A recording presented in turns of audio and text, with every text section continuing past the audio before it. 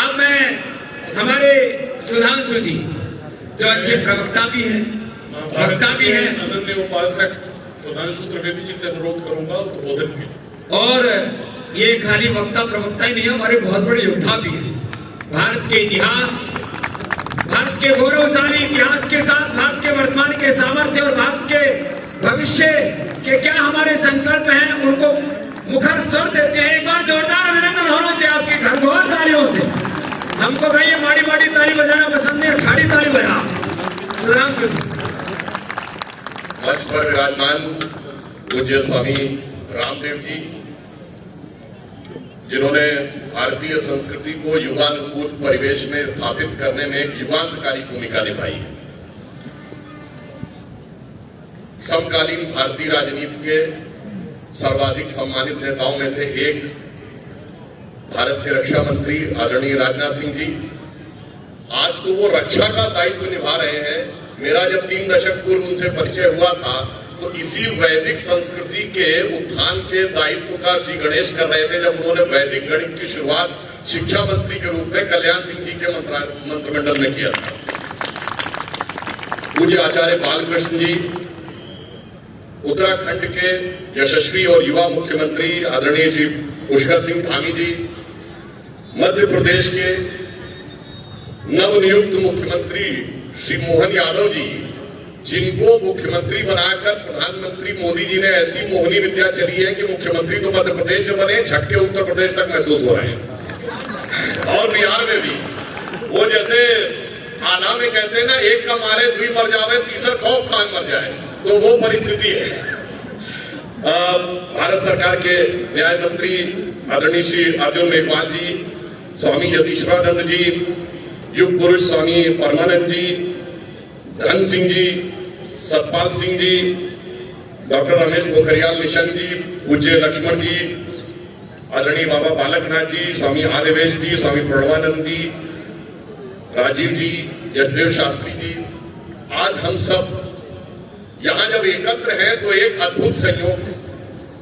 देखिए, ये धर्म का क्षेत्र है और कर्म के प्रतिनिधि के रूप में मुख्यमंत्री और रक्षा मंत्री जी हमारे मध्य उपस्थित हैं और स्थान है भारत की 7 मोक्षदायिनी नगरियों में से एक हरिद्वार।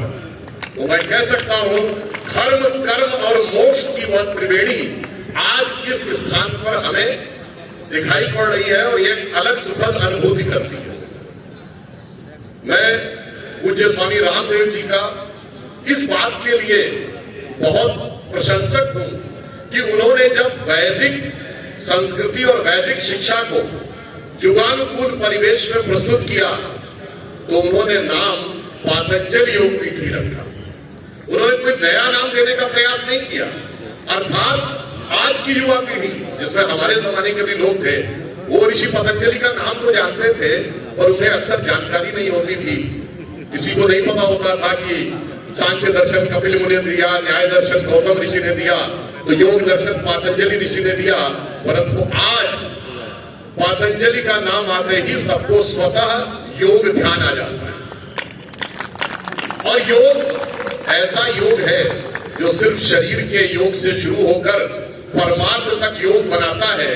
और आप देखिए कि जिस अभियान का प्रारंभ स्वामी जी ने किया था, आज वो इस सीमा तक पहुंचा कि जब हमारी सरकार बनी 2014 में, तो प्रधानमंत्री श्री नरेंद्र मोदी जी ने जब अंतर्राष्ट्रीय योग दिवस का प्रस्ताव किया संयुक्त राष्ट्र संघ में, तो 170 से अधिक देश उसके समर्थक नहीं बने, दूसरे प्रस्तावक बने, जो यूनाइटेड नेशंस की हिस्ट्री में आज तक नहीं हुआ। और पिछले योग दिवस में आपने देखा, जब संयुक्त राष्ट्र मुख्यालय पर मोदी जी ने योग किया तो 145 देशों के प्रतिनिधि वहां मौजूद थे।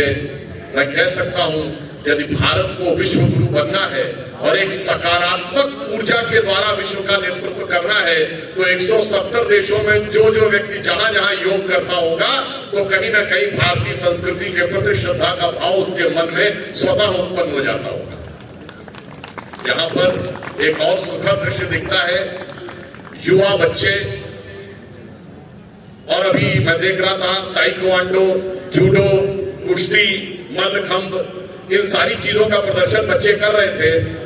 परंतु ये सारी विद्याएं भी मूलतः भारत से ही निकली थी, जिसका प्रमाण ये है कि जो चाइनीज मार्शल आर्ट है उसको कुंफू कहते हैं, जो जैपनीज मार्शल आर्ट है उसको क्या कहते हैं, जुजुत्सु। आप सबने सुना होगा जैपनीज मार्शल आर्ट को जुजुत्सु कहते हैं। और इस जुजुत्सु शब्द की उत्पत्ति जानते हैं कहां से? ये संस्कृत के युयुत्सु शब्द से है।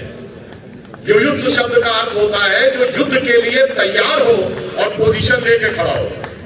और आप सबने ये शब्द सुना है, महाभारत का पहला श्लोक है, धर्म क्षेत्रे कुरुक्षेत्रे समवेता युयुत्सवा।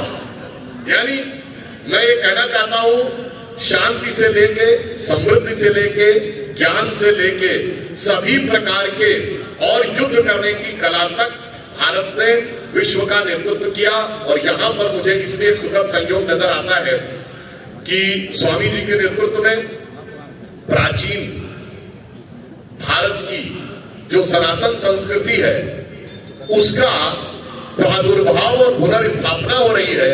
और उसके अनुपालन में सबसे ज्यादा युवा और बच्चे दिख रहे हैं। अर्थात आज के समय में हम विश्व के सबसे बड़े देश हो गए हैं आबादी के मामले में।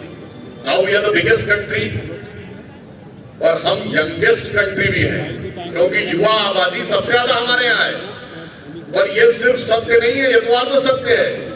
पूर्ण सत्य यह है कि we are the youngest country and the oldest civilisation.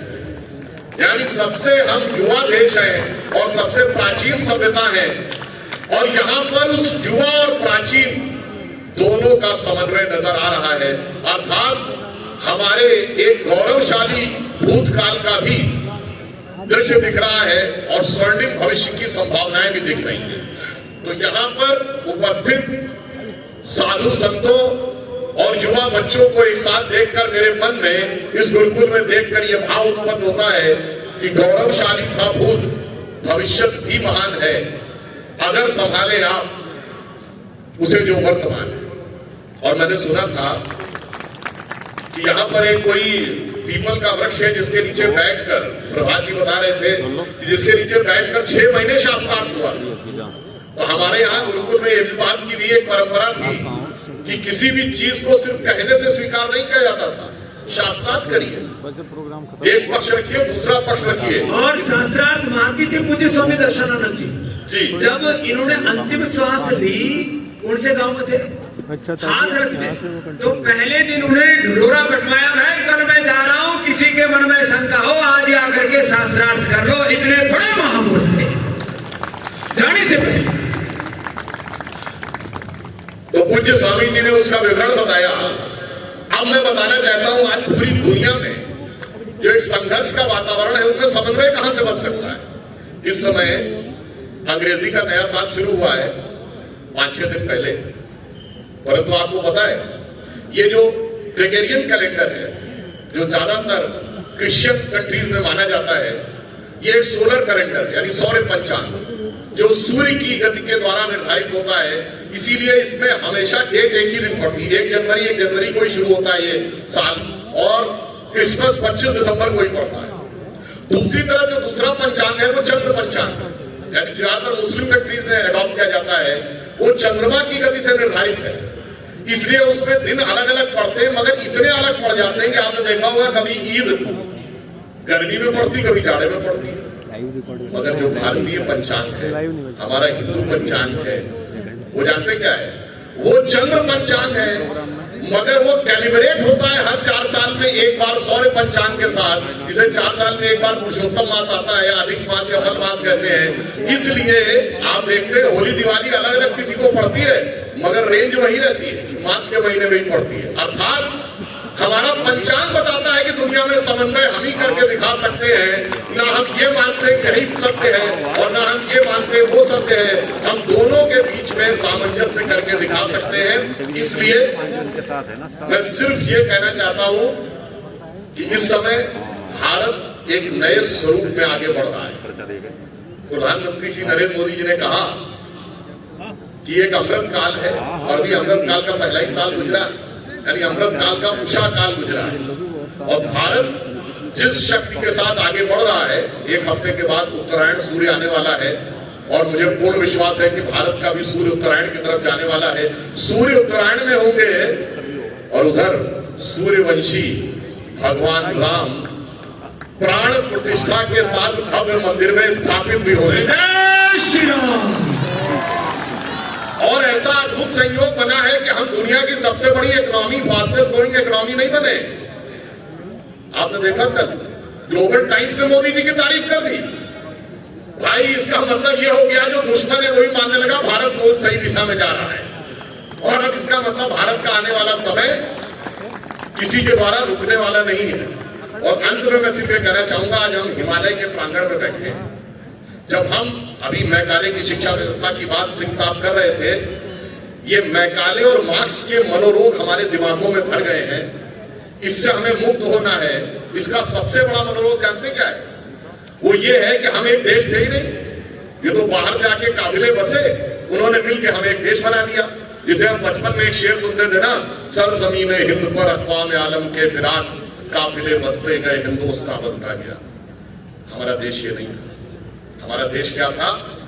जो हिंदी के प्रख्यात कवि जयशंकर प्रसाद जी ने कहा है, हिमालय के आंगन में प्रथम उसे किरणों का दे उपहार, उषा ने हंस अभिनंदन किया और पहनाया ही रखा। अर्थात यहीं से सभ्यता जन्मी और जगे हम लगे जगाने, विश्व लोक में फिर फैला आलोक, व्योमतम पुंज हुआ तब नष्ट, निखिल संस्कृति हो उठी अशोक। यानी संपूर्ण जगत को हमने एक नई दिशा दी और आज भी हम वो नई दिशा देने के लिए उद्यत हैं। और अंत में मैं एक बात और कह दूं, उसी संस्कृति सभ्यता के द्वारा, उसी वैदिक सभ्यता और संस्कृति के द्वारा जिसने सदैव विश्व को नया मार्गदर्शन दिया है, स्वामी जी जिसको एक नए युगानुकूल परिवेश में स्थापित कर रहे हैं, वही सिर्फ भारत के कल्याण के लिए नहीं, विश्व के कल्याण का भी मार्ग प्रशस्त करेगा।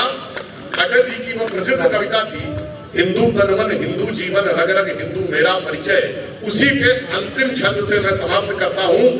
जो आज दृश्य दिख रहा है यही भविष्य का विराट रूप लेगा, जो बीज रूप में दिख रहा है। मैं अखिल विश्व का गुरु महान, मैं अखिल विश्व का गुरु महान, देता विद्या का अमर दान, मैंने दिखलाया मुक्ति मार्ग, मैंने सिखलाया ब्रह्म ज्ञान।